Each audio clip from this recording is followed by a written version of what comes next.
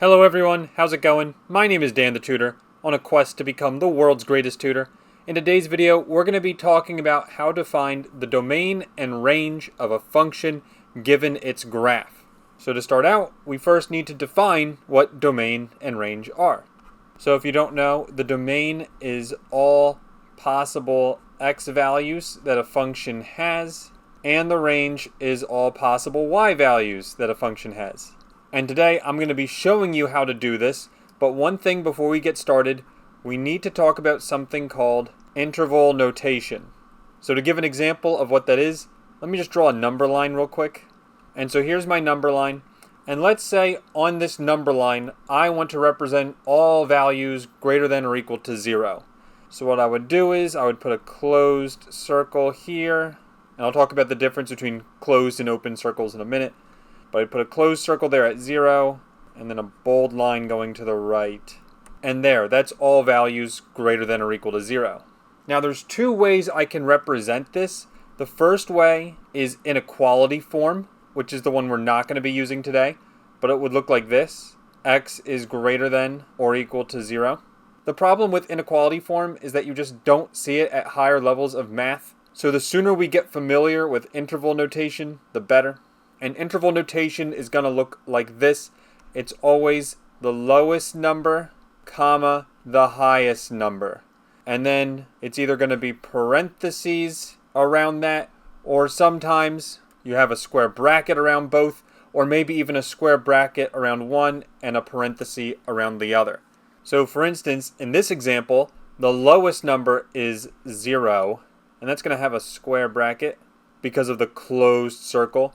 If this looked almost identical, but instead it was an open circle like that, that's when it gets the parentheses because it's not filled in. And then comma, the highest number. The highest number, it's not 3, it's infinity because the graph is going on forever in the positive direction. So 0, comma, infinity. And the rule for infinity or negative infinity is that it always gets a parenthesis. So that's a quick explanation of interval notation. If you want to know more about that, I have a video on it. But assuming that all makes sense to you, we're now going to talk about how to find domain and range of a function. So for this first example, I have a graph here, and then the function is just going to look like this. This is going to be the function y equals x plus 2, but that you don't even need to know, because I'm showing you how to find domain and range today without even needing the function, just having the graph.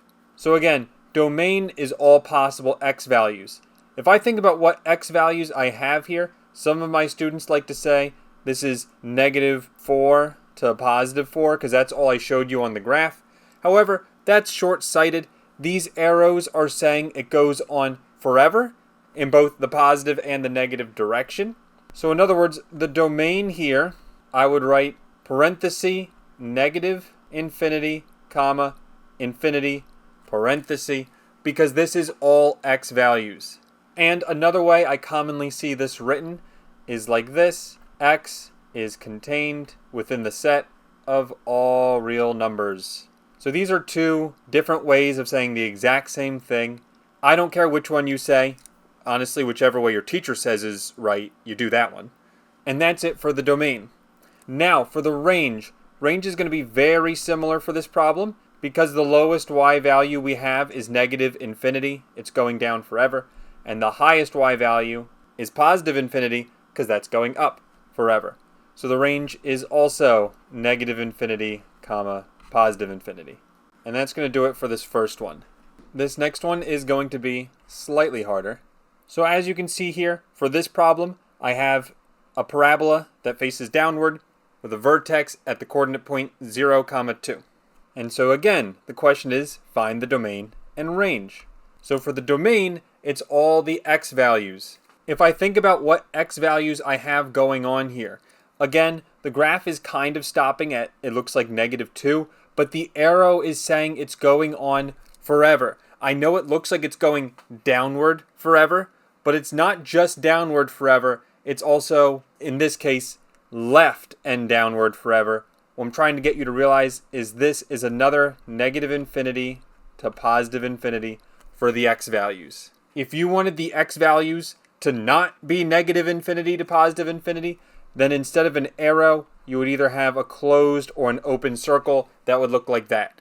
But the arrow means goes on for infinity. And then for the range, we want to say lowest point, comma, highest point. The lowest point looks like it's negative infinity, again because of the arrows, and that gets parentheses. However, the highest point is not going up to positive infinity because it looks like the last y value is right there at positive 2. So the answer is going to be negative infinity, comma 2. And since that's a closed circle, it is going to be a square bracket like that. And this is our answer. So now I think you get the idea, which means I need to make it harder for us with the next one. So for number 3, notice the trickery I have going on here.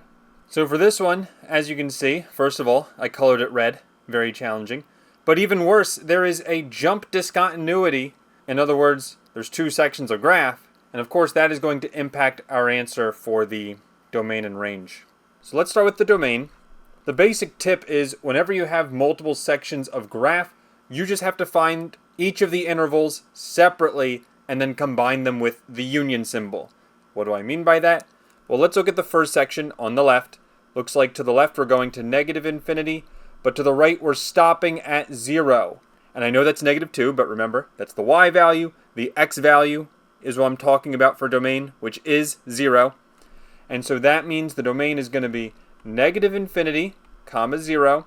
It's a closed circle at 0, which means square bracket. And then for the right section, for that domain, looks like it's positive 1 to infinity. But positive 1 only gets a parenthesis because it's an open circle. Infinity always gets parentheses. And then what I was saying is when you do have 2 different domains, you have to combine them using the union symbol, which just looks like a capital U. And that's it for the domain. Now for the range, we're basically going to be doing the exact same thing. Just remember, we go from bottom to top, not top to bottom. That's the rule. So it looks like for the lowest y value, again I have negative infinity, and that's going to stop at negative 2 for the y value.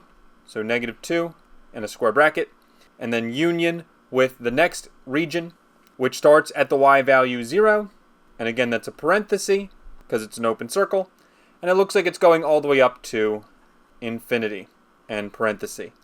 And as you can see, it's not that bad. It's just taking the same rules we did before, but now it's like there's multiple domains and ranges, and we just combine them with the union symbol. And now we're going to do one more example today. This will be the hardest one, because there's one more thing you need to beware of when it comes to domain and range with the union symbol. So here is the final example. We'll get started with the domain. As you can see, again, there's 2 parts to the domain. I'm thinking of doing 2 separate domains here. So for the first one, looks like that's going to negative infinity, and it stops at positive 1 for the x value. So in other words, negative infinity, parenthesis, comma 1, square bracket, because of the circle. And then union with the other one, which looks like it's going from positive 1 to infinity in the x values, and would look like this. Now the reason why this is not the correct answer is because I can actually combine these domains to just get me negative infinity, comma positive infinity. The reason why is if I look at this graph and I ask myself, are there any x values that are not covered? For instance, positive 2 in the x value is covered right here. Positive 1 is technically covered in 2 places, here and here. As a matter of fact, I technically can't even have 2 closed circles because then it's not a function anymore. But I'm still going to draw this anyway for demonstration purposes. But basically, all my x values are covered. I'm not missing any. And so for that reason, I get to write negative infinity, comma positive infinity, no union symbol needed, because I only use the union symbol if there's a break, if there's a gap. So for instance, scrolling back up to the last example, there was a gap here between 0 and 1. That's why I had to do that. Also, just to mix things up a little bit, talk about some hypothetical scenarios. If hypothetically one of these was an open circle, like let's say that one, and it looked like this would still not need the union symbol. It is one continuous range. But if I had 2 open circles like this is when I would need the union symbol because I'm not covering the point 1. Reason being, open circle means do not include. If you're not including it on both sides, left and right, then that means you're not covering the point 1. And I would need this right here, the union symbol.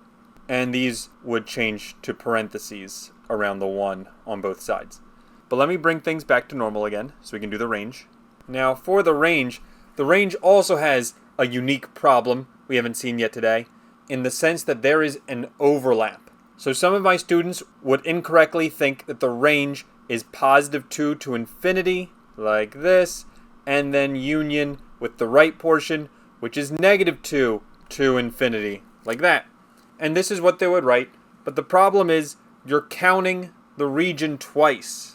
If I say this is the range, I don't need this first part at all. This part of the graph doesn't matter because it's already covered by the right part of the graph, specifically the part that's 2 and higher. And so because I'm covering it twice, I basically don't even need the first half, which means I don't need the union symbol either. And therefore the range is just negative 2 to positive infinity, like that. Now if you're having trouble with that, that's okay. As long as you understand everything else with domain and range, then you're going to be fine for now, and you just got to keep practicing to get those skills up to par. So that's everything I have to say for today. If you have any questions, please post them in the comments. Thank you all for watching, and I'll see you in the next video. Take care, and bye-bye.